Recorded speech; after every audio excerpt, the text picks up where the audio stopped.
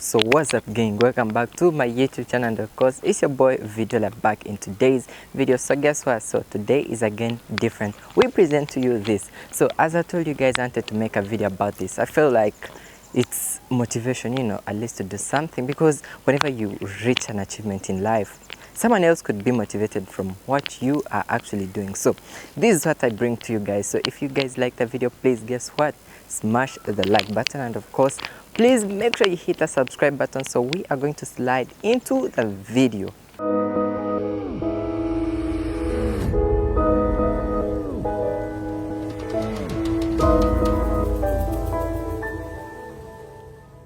Hey, now I've been trading for some good time, guys, and of course you see, whenever you're working and there's nothing kind of a payoff, or maybe something that is going to motivate you, work literally doesn't make sense. So here's what I want to share with you guys. So like I told you, I've been doing, of course, trading for some good time now, and of course I started up at a young age. So I've been able to buy a van at an age of 21. So I feel like I want to kind of motivate you guys. I know, because many guys that actually watch this channel, you guys are not only people watching, but we are kind of a family. So I would feel like if I can actually share my success with you, guess what, that kind of motivates you, you know. So this is what happened. So I had a plan, I had this as a goal some time back. I felt like I wanted to own a van, or maybe a big van, where we can actually move with the team, you know, the Forex Bulls team. Or maybe we want to go outing, or maybe we have road trips, you know, for fun. So I felt like I needed this. And guess what happens? It's you see, trading is just not all about maybe you making money and not having fun. That wouldn't make sense, right? So that wouldn't make sense. So this is what I had to basically do. So guess what happened? So this took me, of course, some good time, of course, because I hadn't bought such a big van before, you know. So this being my first one, it took a lot of time, you know, taking a lot of effort. And you know, having a goal is so important. If you have a goal, of course, guess what happens? You're going to move towards the goal with the work that you actually put in. The more the work, the more that goal comes closer to you. I just kind of feel like I'm picking now interest in cars, you know, like whenever you maybe buy the first one, now you have that feeling in you, or maybe that you could possibly now need to buy one more, this and that, you know. So inside me I feel like I'm picking a lot of interest in cars, and I know I'm going to work towards that, you know, of course trading to our goals. Anyway, so that's what I basically wanted to share with you about this. So we are going to drive home and then do a small trade breakdown, so you guys can actually learn from this video. Okay, you're getting inspired and you are learning, so let's get into it.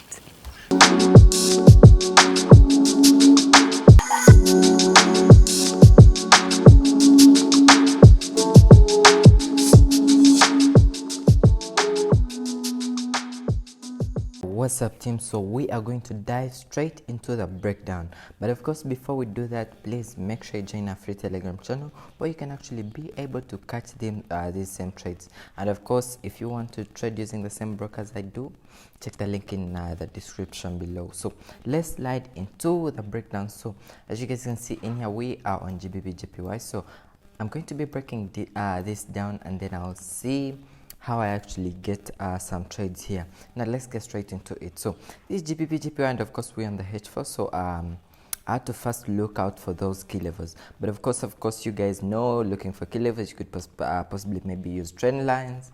As you guys can see, these are trend lines, or you can use these horizontal lines to find the support and resistance levels. So let me first delete everything so we can do this together. So I first noticed some of the trend lines. So I had this here. This is what I'd drawn. So remember, of course, again, on drawing these trend lines, you should have at least 3 touches. But as you guys can see, we have 1, we have 2, we have 3, we have 4, we have 5 touches already, right? And then we also have this horizontal line, and this is going to be a support level. Let me adjust it a bit, because as you guys can see that there we go. So we have 1 touches, we have 2, we have 3, we have 4 touches, right? So this is a support level, meaning when the price reaches there, let me illustrate clearly. You can see that when the price reaches there, it bounces off, reaches the horizontal line, bounces off, right? So that's our support level. So what does that mean? So it means just in case the price had to drop up to here, we'd expect some support here to go back up, right? That's what it's basically meaning. But this doesn't assure you that the same thing will happen. Nope, we're just trying this to predict if it could possibly happen, we could get a trade. And then I can also maybe mark some of the levels on the upside, grab my horizontal tool, and I just have to adjust this to have a couple of touches. So I can consider this being a first one, where we have 1, 2, 3 touches. Yep, there we go. And then I can notice the last one at this point. Let me draw this. Awesome. So in this particular case, we have this being a first touch, being a second touch, being a third touch, right? So it means we could possibly, of course, predict the price reaching here and then bouncing down below, right? Now, let me show you something real quick here. So of course, as you guys can see on this this key level, we have 1, we have 2, we have 3, we have 4 touches, right? Anyways, now after establishing these key levels on the H4, we are going to scale down to the H1 and see how valid they could be or what could be coming our way. But of course, most importantly right now, we are considering this trend line. You can see that the price was basically bouncing off the trend line multiple times. So we are at this point right here, so we expect a bounce off to the upside, right? But that doesn't mean we are going to take the trade immediately. No way. Let's see what to consider before we take the trade, okay? So this is on this is the H2. I wanted H1. Oh, there we go. Now on the H1, you can see that the price is bouncing off already from the trend line, right? You can see that the price is bouncing off already from the trend line. Let me show you some real quick. You can see that the price is bouncing off from the trend line already. But of course, again, this doesn't mean we are going to take the trade immediately. Nope. Here's what again we have to look at. So we of course have said this multiple times, time over time, that we take trades at pullbacks. Okay, we are taking trades at pullbacks. We do not basically take trades anywhere. Nope, we are taking trades on pullbacks. So like in this particular case, you can see that the market's pushed down.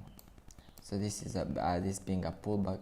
So it means if we are going to trade this, we're going to trade the pullback to the downside, because the overall trend though was still on the downside. As you guys can see, we saw such a pattern. We saw the trade, the market moving down. But of course, remember we had drawn the key level, the horizontal line here.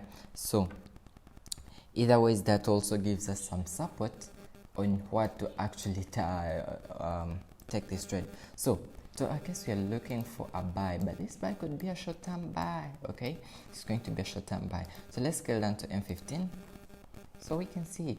Awesome, there we go. Now we are on M15. Now on M15, you can see that we have this level here.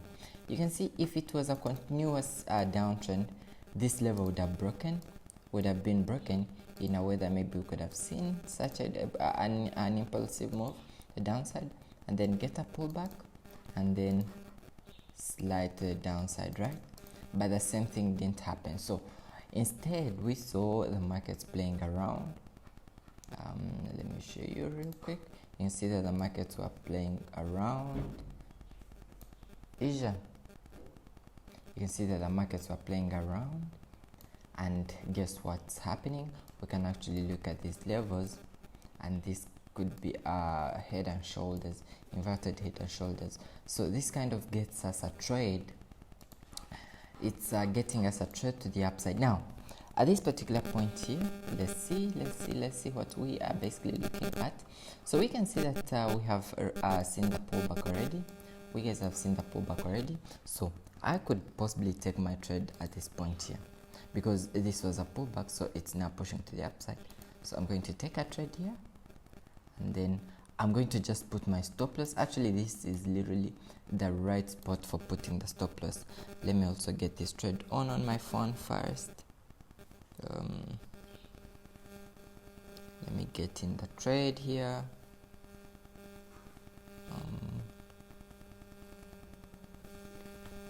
There we go, I'm in also. Now let's go back to our trade. So as you guys can see in here, now where we are, I'm just going to extend my take profit at least to a target of 1 to 2. 1 to 2. There we go. Awesome.